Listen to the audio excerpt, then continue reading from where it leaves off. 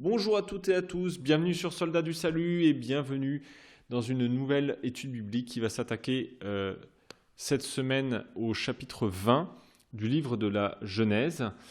C'est un chapitre assez intéressant que je vous propose de lire avant évidemment d'écouter quelques pistes de réflexion que je voudrais vous laisser bien humblement aujourd'hui. Donc de lire d'abord tout le chapitre 20 pour après revenir à ces quelques pistes de réflexion. Ce chapitre est assez intriguant parce qu'il est une copie assez conforme au chapitre 12. Chapitre 12, il y a vraiment un épisode extrêmement similaire dans lequel Abraham et Sarah se retrouvent en Égypte et qu'en Égypte, eh bien, Abraham, ayant peur de perdre la vie puisque sa femme est très belle, et puisque à l'époque, quand vous êtes un homme de pouvoir et que vous voulez récupérer une femme, c'était relativement simple, vous tuez le mari. Voilà. Donc c'est des choses qui se faisaient. D'ailleurs, on retrouve un enchaînement un petit peu similaire avec l'épisode de David qui veut récupérer la femme de Uri le Hittite. Et donc il l'envoie au front pour se faire tuer et il finit par récupérer sa femme. Donc on voit que c'est une pratique assez commune. Et comme lui sait ça et qu'il a peur de mourir, eh bien il dit à sa femme de mentir et de dire que ce n'est pas sa femme mais que c'est sa sœur. Que donc, en fait, elle est un peu sous sa protection et qu'il n'y a pas besoin de le tuer puisque c'est simplement sa sœur. Bon. Mais ici, c'est exactement la même chose, sauf qu'au lieu de se retrouver en Égypte, eh bien, il se retrouve au pays de Guérar où il séjourne en immigré. Et vous allez voir qu'en fait, ce thème de séjourner en immigré va être un petit peu le thème, me semble-t-il, prédominant de ce chapitre, de qu'est-ce que ça veut dire pour nous aujourd'hui si nous sommes appelés à vivre en immigré dans ce monde. Puisque, eh bien, vous le savez, en tant que chrétiens, nous sommes appelés à vivre dans le monde, mais à ne pas être du monde. Et donc, en fait, tout simplement, ça nous invite à vivre comme des étrangers dans ce monde, à ne jamais nous croire, en fait, vraiment chez nous, en tout cas ne pas nous installer dans le monde. Et de la même manière, ici, Abraham se retrouve dans ce pays de Guérar où il est étranger, où il séjourne en étranger. D'ailleurs, le mot Guérar fait assonance, c'est un peu un jeu de mots parce que le mot Guérar ressemble au mot guerre qui veut dire en hébreu séjourner en immigré. C'est un peu en fait un jeu de mots pour dire il séjourne dans un pays d'immigrés, quoi, enfin en tant qu'immigré. Voilà. Donc, il arrive dans ce pays et eh bien, de la même manière, eh bien, en fait, ce qui s'est passé au chapitre 12 ne va pas lui servir de leçon à Abraham et il recommence à demander à Sarah de dire que donc c'est sa sœur. Et d'ailleurs, ça ne manque pas puisque le roi du pays de Guérar, qui s'appelle Abimélec, eh bien, Abimélec, le roi de Guérar, prend Sarah comme sa femme. Je voudrais juste ici m'arrêter pour noter une chose assez importante, c'est qu'on connaît le nom du roi qui s'appelle Abimélec. Ce n'est pas le cas du pharaon. Le pharaon, lui, on ne connaît pas son nom, comme dans l'Exode d'ailleurs, on ne connaît pas le nom du pharaon, même si les hypothèses les plus largement répandues pensent que ce serait probablement Ramsès II, le pharaon du temps de l'Exode, mais j'ai envie de dire, en fait, peu importe, parce que le texte ne donne pas son nom, et donc sous-entend que c'est peut-être pas la chose la plus importante.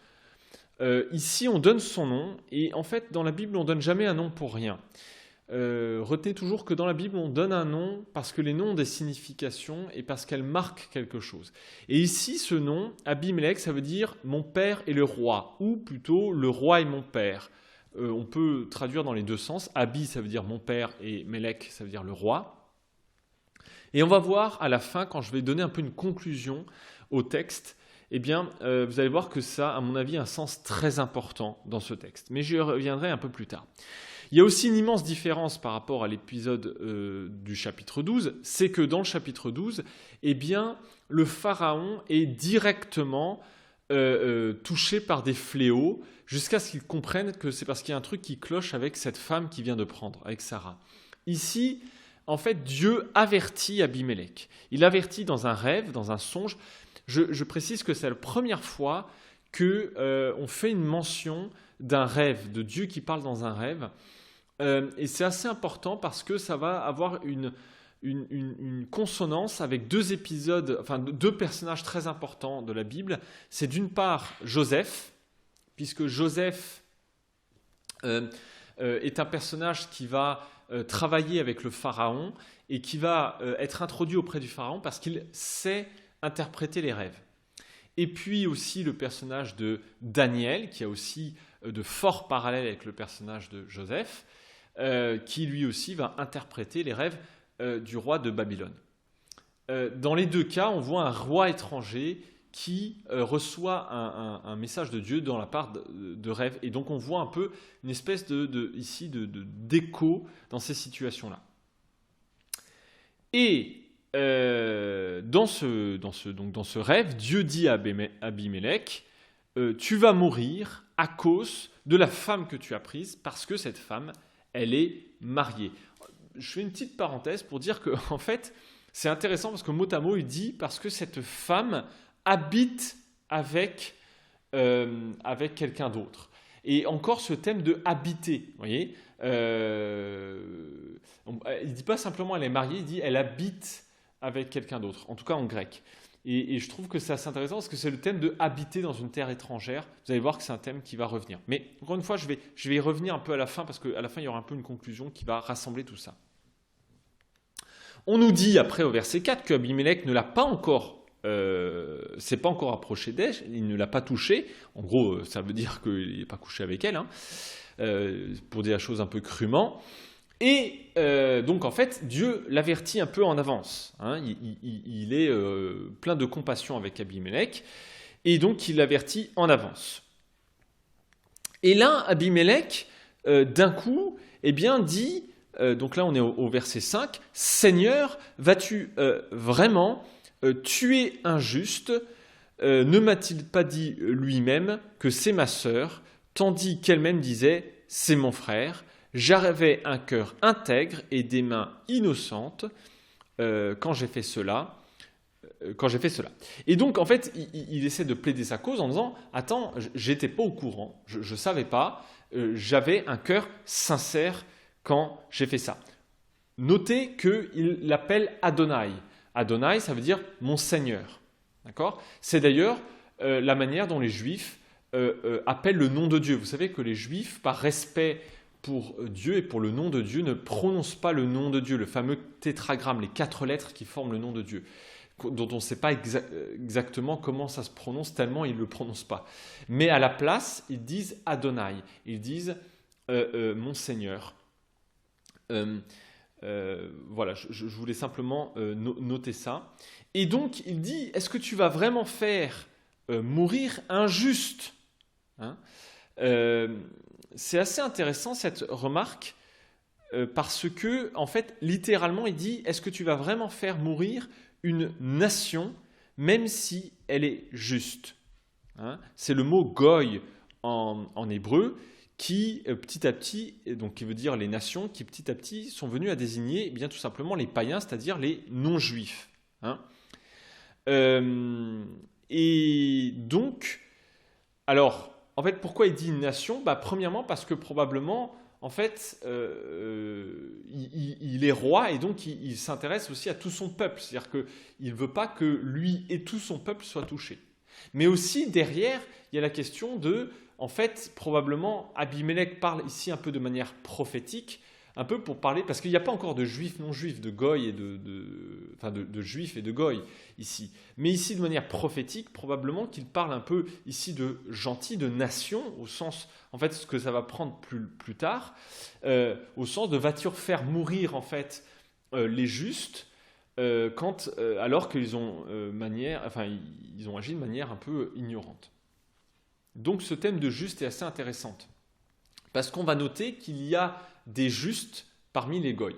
Ça, c'est quelque chose qui va être très important, mais encore une fois, je vais y revenir un peu plus tard. D'accord ? Mais on voit aussi ici un comportement d'Abimélec qui fait beaucoup penser à l'intercession d'Abraham pour la ville de Sodome, en Genèse 18. Vous vous souvenez que quand Dieu dit à Abraham « Je vais détruire la ville de Sodome » parce que son péché est trop grand, eh bien, Abraham, eh bien, intercède auprès de Dieu en disant « Tu ne vas pas tuer une ville entière et faire mourir les justes, injustement. » Et donc, il essaie de demander non seulement en fait, la vie des justes, mais en fait, derrière ça, il demande la vie de sauver toute la ville s'il y a quelques justes dedans. Et d'ailleurs, en fait, dans la négociation qui est entre Abraham et Dieu, il arrive jusqu'au chiffre de 10, et donc Dieu dit, mais si j'arrive à trouver 10 justes, eh bien, je sauverai la ville, mais en fait, même 10 justes, il n'arrive pas à les trouver. Hein. Et donc, la ville est détruite. Donc voilà, un cœur pur, je suis des mains innocentes, voilà, il plaide sa cause. Et Dieu répond, dans le rêve, qu'il sait bien. Hein, il le sait, ça. Hein, donc Dieu sonde les reins et les cœurs. Hein. On voit ici un Dieu qui sonde et qui dit « Je sais bien tout ça, je sais que tu avais un cœur intègre. Et c'est d'ailleurs pour ça que tu ne l'as pas encore touché. Je t'ai empêché de la toucher. Hein. Et en plus, je t'avertis, hein, pour pas que tu pèches contre moi. » Et donc, en fait, on ne sait pas très bien ce qu'il sous-entend. Il n'a pas encore couché avec elle. Peut-être il y a des raisons X, Y. Peut-être il était indisposé ou il ne pouvait pas se voir. Mais en tout cas, c'est Dieu qui a fait qu'il reconnaît qu'il est sincère et que c'est pour ça qu'il l'a empêché et que maintenant il l'avertit. Et il lui dit, maintenant, rends la femme de cet homme parce que c'est un prophète. Petite parenthèse, c'est la première fois dans la Bible qu'on parle de prophète. D'accord ? Un prophète, un navi en hébreu, ça veut dire un peu un voyant, pour faire simple. Et un prophète, pour faire simple, la définition d'un prophète, c'est un porte-parole de Dieu. C'est quelqu'un qui porte la parole de Dieu, mais dont le but est d'intercéder. Et on va voir que c'est quelque chose d'essentiel. Le prophète intercède pour soit le peuple ou le monde, enfin en tout cas pour les autres. Et vous allez voir que c'est un élément évidemment essentiel dans ce texte. Et donc, il dit, voilà, c'est un prophète, il priera pour toi et tu vivras. Mais si tu ne le rends pas la femme, sache que tu mourras, toi et tout ce qui t'appartient. Et donc, en fait, voilà, il dit, voilà, comme je sais que tu as un cœur sincère, je te préviens, mais en tout cas, c'est un prophète. Et que donc, comme c'est un prophète, eh bien, il faut que tu rendes sa femme parce que là, je t'ai prévenu, tu ne peux pas faire comme si tu n'étais pas au courant. Et donc, soit eh bien, il fera son rôle et il priera pour toi et tu vivras, soit tu ne lui rends pas sa femme et à ce moment-là, tu mourras. Hein. On voit aussi le fait que la prière du saint, la prière du prophète, ici, est une prière effective. D'accord ? Même si Abraham est un menteur dans ce cas-là. Hein. Encore une fois, je vais y revenir. Au verset 8, Abimelech se réveille de bon matin, il appelle les gens de sa cour, il leur raconte tout ce qui s'est passé et tout le monde a peur. Tout le monde a très peur. Je vous demande simplement de retenir cette peur parce que c'est quelque chose qui va être important un peu tout à l'heure. D'accord ? Et donc, verset 9, Abimelech appelle Abraham, évidemment, et lui dit « Qu'est-ce que tu nous as fait ? En quoi ai-je péché contre toi pour que tu fasses venir sur moi et sur mon royaume un si grand péché ?» On voit la question du péché qui est important. En fait, c'est intéressant, c'est Abraham qui fait venir un péché sur le royaume, d'accord, par son mensonge. D'accord ? Et il dit ensuite, il lui dit au verset 10, « Quelle intention avais-tu d'agir de la sorte ?» On pourrait dire, « Qu'avais-tu en vue ?» Littéralement, c'est ça. Qu'est-ce que tu voyais qu'est-ce que tu avais en vue quand tu as fait ça ? Là encore, peut-être je reviendrai tout à l'heure, parce qu'en fait, on va voir qu'Abraham ne voit pas grand-chose. et donc, je pense qu'il y a un peu un jeu de mots ici, c'est-à-dire qu'Abraham ne voit rien.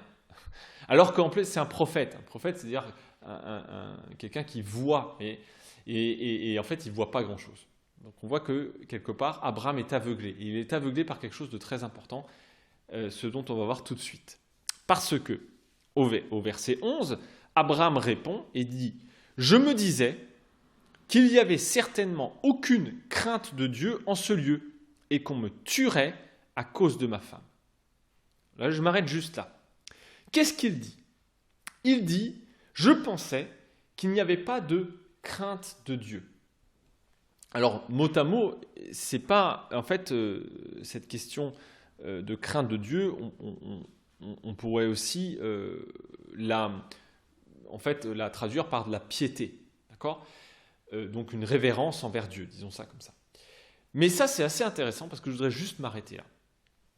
C'est fascinant ce texte parce que, en fait, qu'est-ce que dit Abraham? Il dit, j'avais peur pour ma vie, j'avais peur de vous, je me suis dit que personne ne craindrait Dieu, moi qui suis le porte-parole de Dieu, le prophète de Dieu, je me suis dit que personne ne craindrait Dieu et donc que je serais en danger. D'accord? Mais c'est fascinant parce que tout le texte montre, au contraire, que qui c'est qui a l'air de craindre Dieu, c'est beaucoup plus Abimélec, qui l'appelle Adonai, d'ailleurs mon Seigneur, et même tous les gens de sa cour qui se mettent à avoir peur rien qu'au récit d'Abimélec. Donc Abimélec, en fait, devient presque un prophète pour les gens de sa cour, qui se mettent à avoir peur, d'accord? Donc en fait, il se trouve que les gens de ce pays ont l'air de faire preuve de piété, de crainte de Dieu, beaucoup plus qu'Abraham lui-même. Et ça nous montre quelque chose de très important. Ça nous montre que, en fait, de quoi avons-nous peur? De quoi avons-nous peur? Parce que nos peurs déterminent nos actions. Alors, certains d'entre vous pourraient dire, oui, c'est vrai, parce que, en fait, on est appelé à ne pas avoir peur. N'aie pas peur, n'est-ce pas? Ou l'amour parfait bannit la crainte. Alors, je vais revenir sur ces versets-là, mais c'est pas ça la question. En fait, d'ailleurs, techniquement, c'est pas possible de ne pas avoir peur. On a tous peur. Et pour des raisons, d'ailleurs, absolument essentielles, c'est parce que nous sommes appelés à aimer, et si on aime, on a peur. Si vous aimez votre femme, vous avez peur de la perdre. Si vous aimez vos enfants, vous avez peur qu'ils finissent mal, etc., etc. Ou pour vos amis, ou vos proches, etc. À partir du moment où vous aimez quelque chose, vous avez peur de perdre cette chose. Donc la peur est normale. Celui qui n'a peur de rien est quelqu'un qui ne sait pas aimer, qui ne connaît pas l'amour, qui devient donc inhumain. D'ailleurs, chose intéressante, dans les films qui mettent en avant un tueur en série ou un personnage particulièrement inhumain, vous allez voir que ce personnage, très souvent, on lui donne des traits de quelqu'un qui n'a peur de rien. Parce que quelqu'un qui n'a peur de rien, ça donne des traits un peu inhumains. D'accord? Parce que rien ne lui fait peur et tout simplement, il n'aime rien. Donc à la fois, il n'aime rien et il n'a peur de perdre, il a peur de rien. Et ça donne un côté très inhumain, très, très déshumanisant à la figure de quelqu'un qui n'a absolument peur de rien. Parce que la chose la plus importante pour nous croyants, c'est pas d'avoir peur de rien, sinon on devient complètement inhumain, on s'attache à rien et donc on est inhumain, mais c'est que nos peurs soient bien ordonnées. Parce que c'est quand nos peurs sont désordonnées, à ce moment-là, qu'on se met à faire n'importe quoi. Parce que ce que nous sommes appelés en fait, à mettre nos craintes dans le bon ordre, si vous voulez, et que notre crainte ultime, notre crainte essentielle, notre crainte fondamentale, ça soit la crainte de Dieu. Si votre plus grande crainte, c'est celle de Dieu, alors eh bien, tout simplement, les autres craintes seront ordonnées à cette crainte ultime. Dit autrement, vous savez que Jésus dit, on ne peut pas servir deux maîtres parce que sinon, au bout d'un moment, eh bien, on va venir à mépriser l'un des deux maîtres. Hein? Vous ne pouvez pas servir et Dieu et Mammon parce que un jour ou l'autre, ben, vous serez infidèle à l'un des deux. Ben, de la même manière, si vous voulez, on peut renverser la chose et dire, vous ne pouvez pas craindre deux maîtres. Parce que de toute façon, un jour ou l'autre, il y a une crainte qui va venir devant l'autre et vous serez infidèle à l'un ou à l'autre. Donc il faut choisir quelle est votre plus grande crainte. Et je crois que souvent ce qui nous pousse à être infidèles à Dieu, c'est parfois que nous ne craignons pas Dieu par-dessus tout. D'accord? Nous ne craignons pas Dieu par-dessus tout. Et donc, les autres craintes, la crainte de souffrir, la crainte des autres, la crainte d'être rejeté, etc., va prendre le pas sur la crainte de Dieu. Et je vais donner un exemple juste tout à l'heure. D'accord? Juste, petite parenthèse, certains me diraient, mais oui, mais il y a ce verset de Jean qui dit « L'amour parfait bannit la crainte ». Je crois que c'est dans la première lettre de Jean. Oui, c'est vrai, parce que en fait, nous ne sommes pas appelés à avoir une crainte un peu comme celle des païens qui ne connaissent pas leur Dieu et qui ont si vous voyez, dont la relation est distante et qui craignent Dieu comme un esclave craint son maître quand il fait une bêtise. Nous sommes appelés à avoir une crainte filiale de Dieu, c'est-à-dire comme le fils craint son père, au sens où il craint de désobéir à son père, il craint de décevoir son père, il craint de perdre sa relation à son père. C'est ça la crainte de Dieu.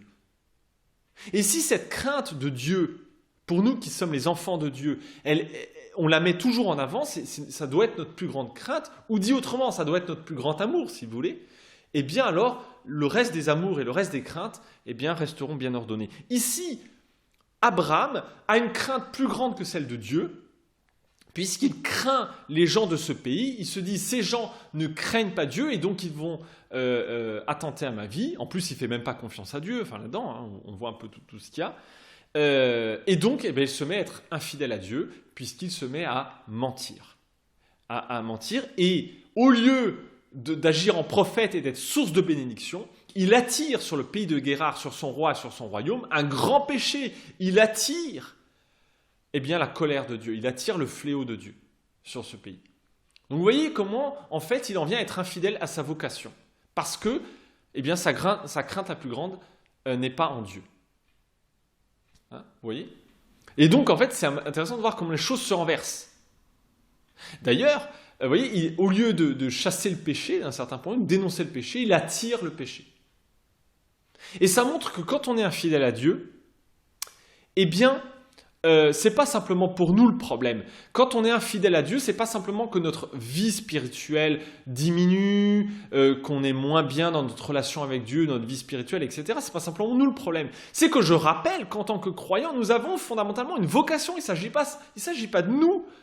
Il s'agit pas de nous. Nous sommes esclaves du Christ. C'est pas nous. Nous sommes là pour accomplir la mission du Christ. Et si nous sommes infidèles à Dieu, c'est que nous ne sommes plus une bénédiction pour ce monde, mais pire encore. Lorsque nous sommes infidèles à Dieu, eh bien nous sommes une source de malédiction pour ce monde. On devient une source de malédiction, puisque nous propageons notre propre aveuglement.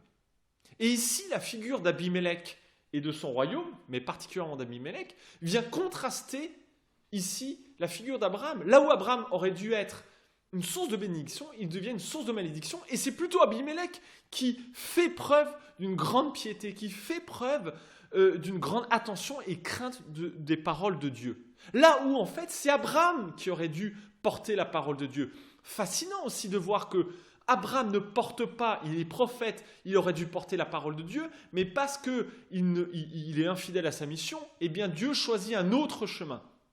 Il vient en rêve. Je fais une petite parenthèse pour vous dire que ce sont des choses qui arrivent dans certains pays où la religion chrétienne est absolument cadenassée, quadrillée, etc. Enfin, vraiment, est muselée au dernier degré.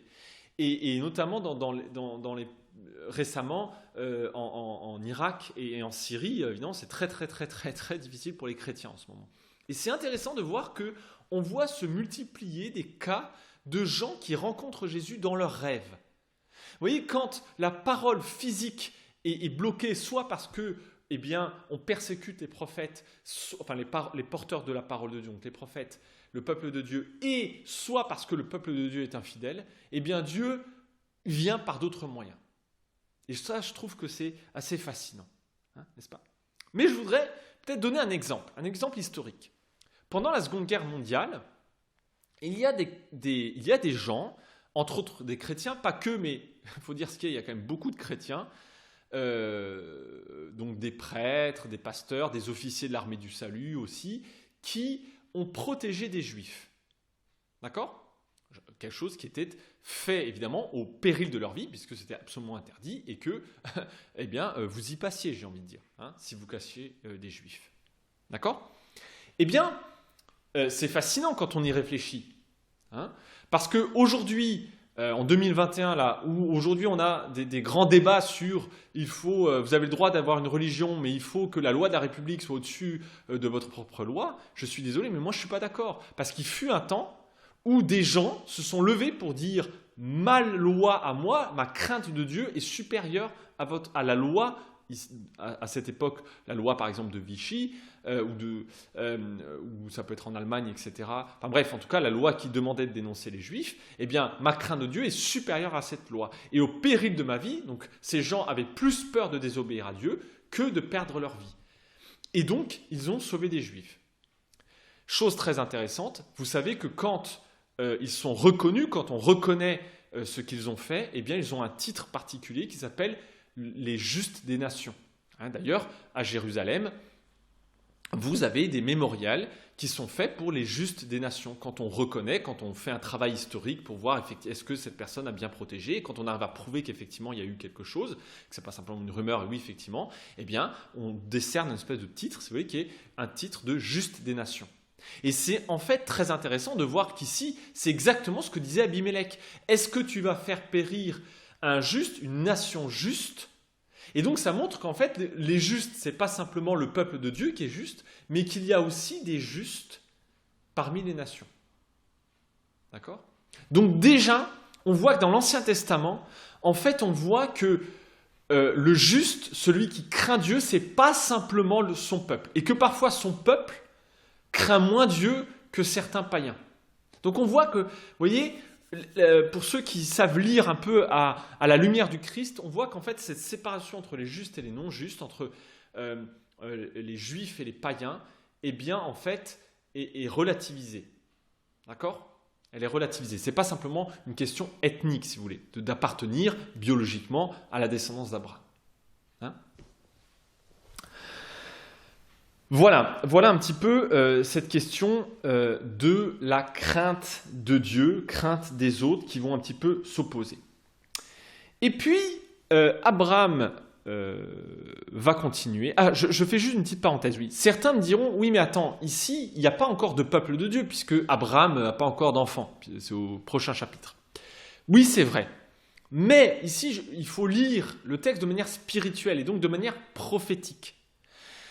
Pourquoi ? Parce que je pense ici qu'effectivement, il n'y a pas de distinction ici entre juifs et non-juifs encore, mais de manière prophétique, montre la différence à travers la figure d'Abimelech et la figure d'Abraham. Abraham qui vit en étranger dans un pays qui n'est pas le sien, eh bien je crois qu'il y a vraiment cette figure en fait, du peuple de Dieu qui habite dans un monde qui n'est pas le peuple de Dieu. Donc il y a quand même cette figure, cette distinction ici, je pense, qui est très marquée. Bon, et ensuite, eh bien, Abraham continue et il essaie de trouver un peu une espèce de, comment dirais-je, de fausses excuses en disant, verset 12, je crois, oui, voilà, c'est 12, « De plus, il est vrai qu'elle est ma sœur, fille de mon père, seulement elle n'est pas, eh bien, la fille de ma mère, et elle est devenue ma femme. » Donc c'est intéressant parce qu'il dit, en fait, c'est ma demi-sœur, en gros. Donc en fait, je n'ai pas vraiment menti. J'ai fait c'est une demi-vérité. C'est pas tout à fait toute la vérité. Alors, je passe sur l'aspect absolument pathétique d'Abraham. Ça donne une figure, mais de lâche à Abraham. Il y a un moment, c'est absolument lâche de dire une chose pareille, n'est-ce pas ? Mais c'est encore plus frappant parce que si vous regardez Lévitique 18, verset 9, on voit qu'il y a une interdiction de découvrir la nudité de sa sœur. Qu'est-ce que ça veut dire découvrir la nudité de sa sœur ? Ça veut dire, il y a plusieurs façons d'interpréter. Tout le monde n'est pas d'accord sur la même façon d'interpréter, mais en gros, en tout cas, on imagine que ça parle de relations sexuelles. D'accord ? On ne peut pas avoir de relations sexuelles avec sa sœur. D'accord ? Dit le Lévitique. Donc de toute façon, en plus, non seulement c'est une demi-vérité, enfin c'est une excuse pathétique qu'il donne, mais en plus c'est un demi-mensonge. Et ça le condamne. Ça le condamne parce que, en fait, on n'a pas le droit de coucher avec sa sœur. Donc, vous voyez, ça le condamne. Je fais une petite parenthèse pour dire que ça peut nous choquer aujourd'hui qu'on puisse se marier avec sa demi-sœur ou avec son neveu ou avec son cousin, etc. Bon, il se trouve que nous sommes dans des structures claniques, et les structures claniques, ça arrivait. Pourquoi? Parce que le clan n'est pas très grand, et qu'au bout d'un moment, il faut bien se marier avec quelqu'un et faire des enfants. D'où le fait que dans ces sociétés-là, il y avait, on cherchait le plus possible à renouveler le sang. C'était vraiment la quête, j'ai envie de dire la quête de survie, c'était d'apporter du sang nouveau. D'accord? Dans les structures claniques, c'est ce qui arrivait, et nomades entre autres, il fallait absolument. Alors des fois, par exemple, dans certaines tribus primitives encore aujourd'hui, vous avez des rites qui consistent à échanger les femmes. Vous prenez 10 femmes d'un clan, 10 femmes de l'autre, et vous échangez. Pourquoi? Tout simplement parce qu'il faut renouveler le sang, et c'est des choses, voilà. Donc il y a plusieurs coutumes qui sont mises en place pour éviter le mélange. Mais c'est des choses qui arrivaient au bout d'un moment, parce que quand vous êtes dans un clan, j'ai envie de dire, il y a peu de choix. Hein. Bon, je vais faire la parenthèse, mais c'est juste pour faire sauter un peu l'aspect ici qui peut nous choquer dans une société telle que la nôtre aujourd'hui. Je vais revenir sur le fait qu'il parle de sa sœur. Vous allez voir que c'est quelque chose d'assez essentiel. Mais je continue. Il continue en disant « Lorsque les dieux m'ont fait errer loin de ma famille, j'ai dit à Sarah, agis avec fidélité envers moi. Dans tous les lieux où nous irons, dis que je suis ton frère. » Alors, première petite chose à noter, c'est que peut-être pour vous, au début de verset 13, vous avez « lorsque Dieu m'a fait errer » et pas « lorsque les dieux ». Alors, c'est un petit problème de traduction, et là, il faut faire un choix. C'est soit les dieux m'ont fait errer, soit Dieu m'a fait errer, tout simplement parce que le mot qui signifie Dieu, c'est Elohim, et Elohim, c'est un pluriel. Et donc là, il y a un peu un choix de traduction. Je ne rentre pas dans les détails parce que ce n'est pas forcément hyper essentiel, mais ceux qui choisissent de traduire, comme par exemple la Nouvelle Bible Second, choisissent de traduire par un pluriel. Les dieux m'ont fait sortir. Ceux qui interprètent ça comme ça disent en fait, Abraham essaie de s'adapter au polythéisme dans le pays dans lequel il est. Peut-être que le pays dans lequel il est polythéiste, il essaie d'adapter son message. D'accord ? Bon, de toute façon, ce n'est pas le point le plus essentiel. Donc je mets ça de côté, mais sachez que certaines traductions vont dire « les dieux m'ont fait sortir » ou alors simplement « Dieu m'a fait sortir ». Mais c'est Dieu au sens Elohim, hein, c'est pas le tétragramme, c'est le mot Dieu au sens de un Dieu, quoi. Hein. Bon. Mais la chose la plus importante, c'est pas celle-là, c'est qu'il dit « il m'a fait errer loin de ma famille ». On voit ici un rejet essentiel de sa vocation. Il m'a fait errer loin de ma famille. C'est quand même une insulte à Dieu. Dieu qui lui a demandé de sortir. En fait, c'est une sortie. Hein. Va pour toi-même. Il l'arrache à sa descendance pour faire de lui, pour démarrer un nouveau destin avec lui, pour lui donner une vocation, pour lui donner une destinée. Et lui, il réinterprète ça en disant « il m'a fait errer loin de ma famille ». Comme si c'était une malédiction qu'il était en train de vivre. D'accord ? C'est intéressant, hein, le verbe de errer. En fait, c'est là qu'il est en train d'errer. Dans ces excuses-là, oui, il est vraiment en train de errer, effectivement. Mais ce n'est pas Dieu qui l'a fait errer. Et Dieu l'a fait sortir de sa famille, hein, comme une espèce d'exode, si vous voulez. Et il le fait sortir, quitte la maison de ta père, le lieu de tes origines. Hein, et je ferai de toi, va vers le pays que je te montrerai, je ferai de toi une grande nation. C'est quand même différent de « il m'a fait errer loin de ma famille hein. ». Ici, nous avons une vraie infidélité, un mauvais témoignage rendu à Dieu. Hein, pour ne pas dire presque un faux témoignage, n'est-ce pas ? Et d'ailleurs, c'est intéressant parce qu'il se relie toujours à son père. C'est comme s'il était toujours attaché à son père, comme si les liens avec son père n'étaient pas encore tout à fait coupés quand Dieu dit « quitte ta famille ». Eh bien, c'est comme si ces liens étaient encore là, parce qu'il dit « il m'a fait errer loin de la maison de mon père ». Comme s'il avait cette envie de revenir, mais que Dieu le fait errer, un peu comme Ulysse, hein, qui erre, vous savez, et qui ne peut pas rentrer chez lui. Hein ?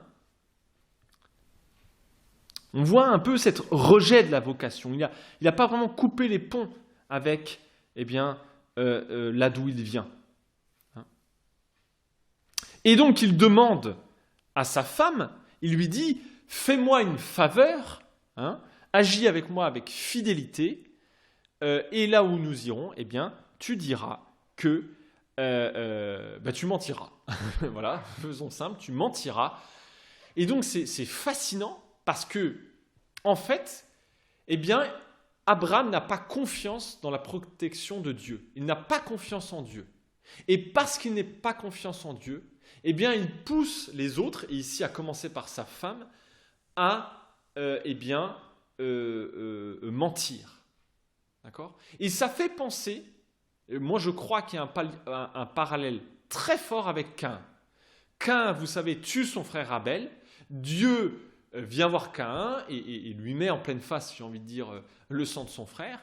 Mais Caïn, en fait, demande à Dieu de le protéger parce que sa faute est trop grande pour lui. Et Dieu, dans sa clémence, va le protéger. Il va lui mettre un signe en disant, c'est un signe protecteur. Mais Caïn va refuser ce signe.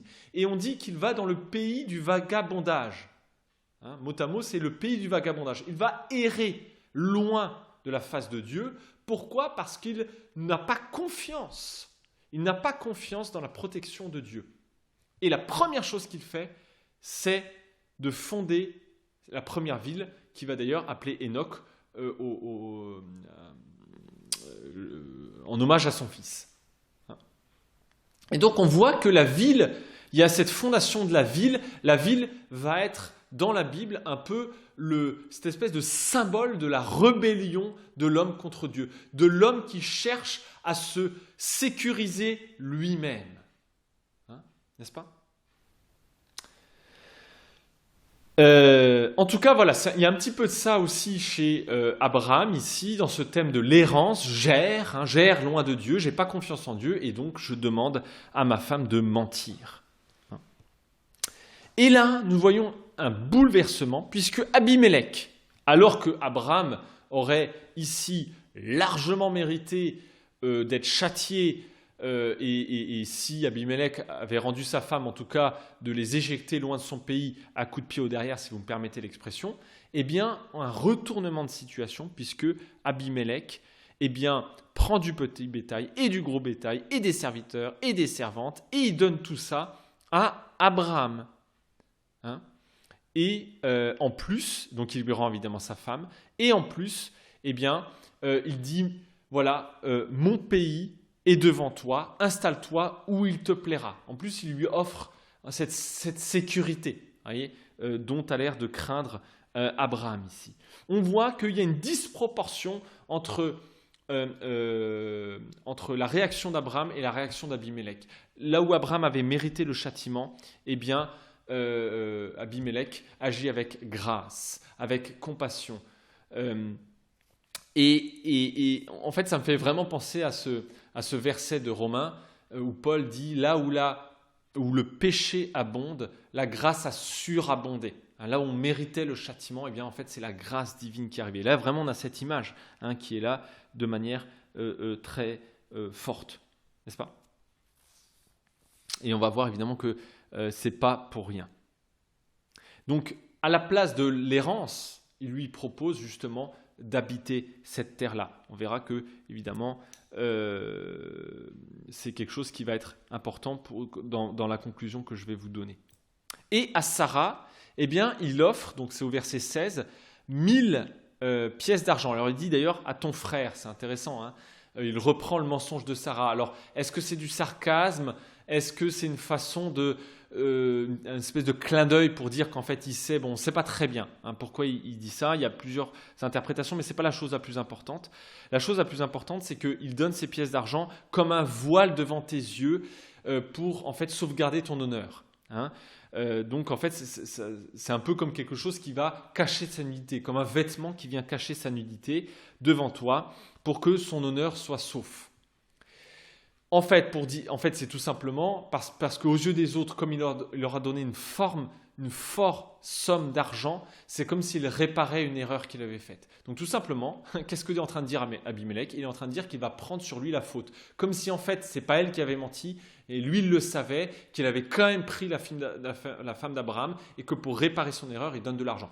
Je rappelle que dans certaines coutumes, c'est ce qu'on fait pour réparer la faute de quelqu'un. comment dirais-je, on offre une somme d'argent pour réparer la faute que l'on a commise. Donc en fait, Abimélec, et c'est ça l'important que je voudrais retenir, c'est qu'il prend la faute sur lui pour préserver l'honneur de Sarah et d'Abraham. Et fort de cette grâce ultime que le fait Abimélec, eh bien, Abraham enfin remplit son rôle de prophète. Il prie pour Abimélec, pour sa femme, pour ses servantes, et eh bien, elle donne naissance. Enfin, il accomplit la vocation à laquelle il a été appelé au chapitre 12. Il devient source de bénédiction pour les familles de la terre. Parce qu'on nous fait cette remarque, le Seigneur avait frappé de stérilité tout le monde, un peu comme si la stérilité de Sarah avait contaminé ici un peu les autres. De la même manière ici, nous voyons que, eh bien, au lieu d'être source de bénédiction, c'est l'inverse qui s'était passé, source de malédiction, source de perte de vie, j'ai envie de dire, parce qu'il a été infidèle à Dieu. Encore une fois, et je me permets d'insister, ça montre ici l'importance de rester fidèle à Dieu, parce que lorsque nous sommes infidèles à Dieu, eh bien, c'est pas simplement un problème pour nous, mais au lieu d'être source de bénédiction autour de nous et malgré nous, eh bien, nous devenons source de malédiction, nous devenons source de mort plutôt que source de vie pour les gens qui nous entourent. N'est-ce pas ? Je voudrais ici terminer sur un point.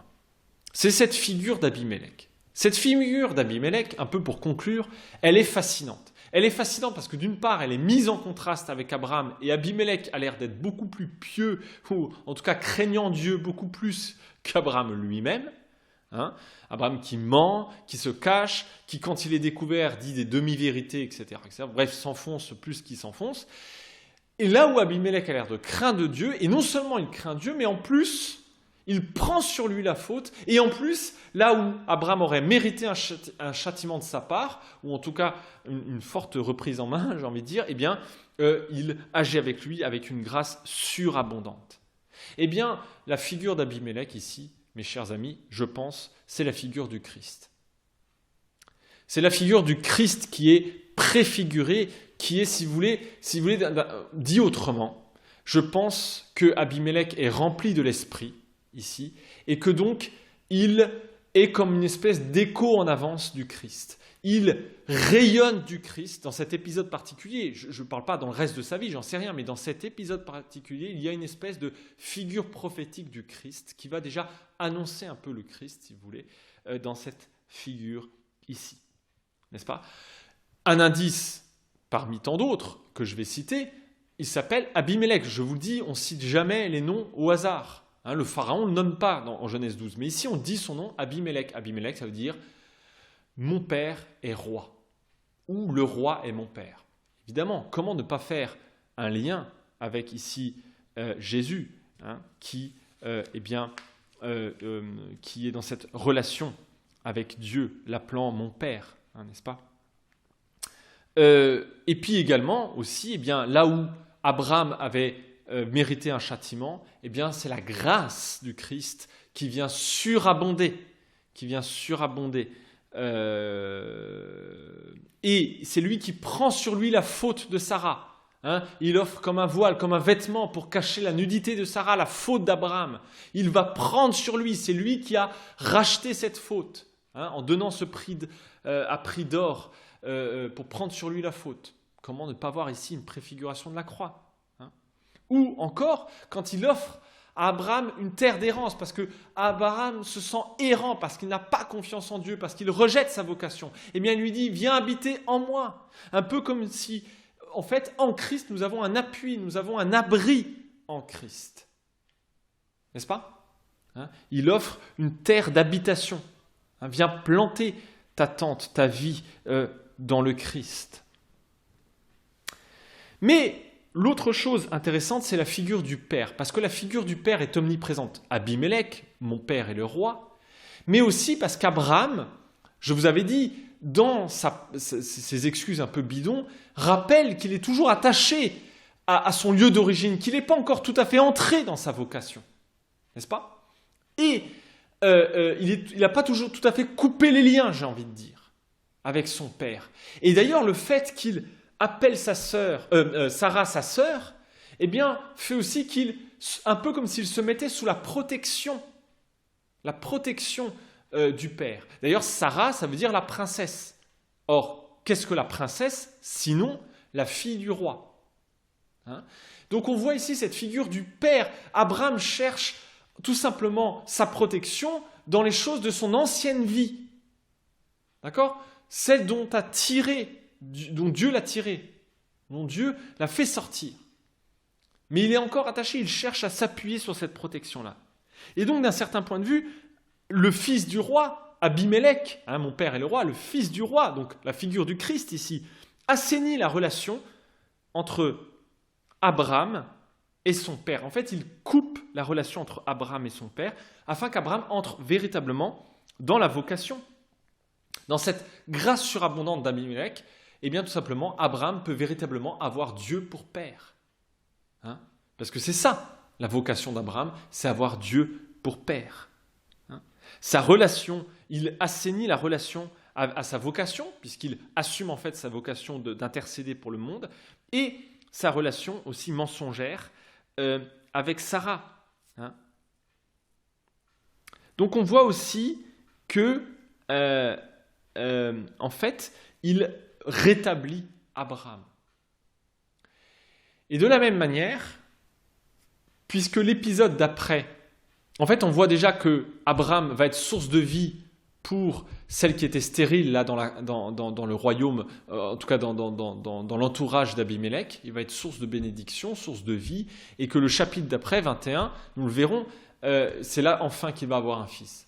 Mais chose, je trouve assez intéressante, ça me fait penser au psaume 45. Je vous invite à le lire d'ailleurs, le psaume 45, parce que c'est un psaume où en fait on invite la fille d'un roi étranger à oublier son père pour finalement, eh bien, en fait, prendre le prince comme époux, et il y a cette phrase à la fin du psaume qui dit « À la place de tes pères naîtront tes fils ». À la place de tes pères naîtront tes fils. Et je trouve que c'est quelque chose d'assez fascinant, cette phrase. Évidemment, derrière le psaume 45, on y a vu une figure du Christ, hein, le Christ qui vient épouser la nature humaine pour qu'à la place de ses pères, c'est-à-dire de couper sa relation à Adam, sa nature pécheresse, eh bien, elle en vient à enfanter, à donner vie, à donner la vie, hein, en épousant le Christ. Et bien, de la même manière, ici, nous avons ici en fait de couper la relation au père pour que viennent les fils. Et je crois ici, nous avons un écho au psaume 45 où en fait, Sarah et Abraham coupent cette relation au père pour tout simplement avoir Dieu pour père, à travers la figure d'Abimélec, à travers la figure du Christ, puisque c'est en Christ que nous devenons enfants du Père. Ce n'est pas par nous-mêmes, mais c'est en Christ. C'est pour ça qu'Abimélec lui dit « Trouve un lieu, tout mon pays est devant toi, hein, c'est moi le roi, alors tout mon pays est devant toi, mais ta tente où il te plaira. Hein, » Donc il demande d'habiter en lui, et en lui il devient enfant du Père. Eh bien, ainsi il peut être source de bénédiction, il peut être source de vie. Comme le dit le psaume 45, à la place de tes pères naîtront des fils. D'accord ? Voilà, bon, voilà quelques éléments. J'aurais pu encore dire sans doute plein d'autres choses, mais je voulais m'arrêter là, dans cet fascinant chapitre 20 de la Genèse, qui va précéder la naissance d'Isaac. Et je crois que ce n'est pas pour rien, parce que c'est évidemment un tournant. Et cette figure d'Abimélec, passionnante, qui, j'ai envie de dire, remet Abraham dans le droit chemin, et relève Abraham dans ces relations un peu mensongères, ces relations d'errance. Et comment ne pas voir à travers cette figure d'Abimélec, eh bien, la figure du Christ qui vient nous relever et rétablir notre relation au Père. Voilà, j'arrête ici. Je vous invite au prochain épisode, mais d'ici là, restez sang et feu.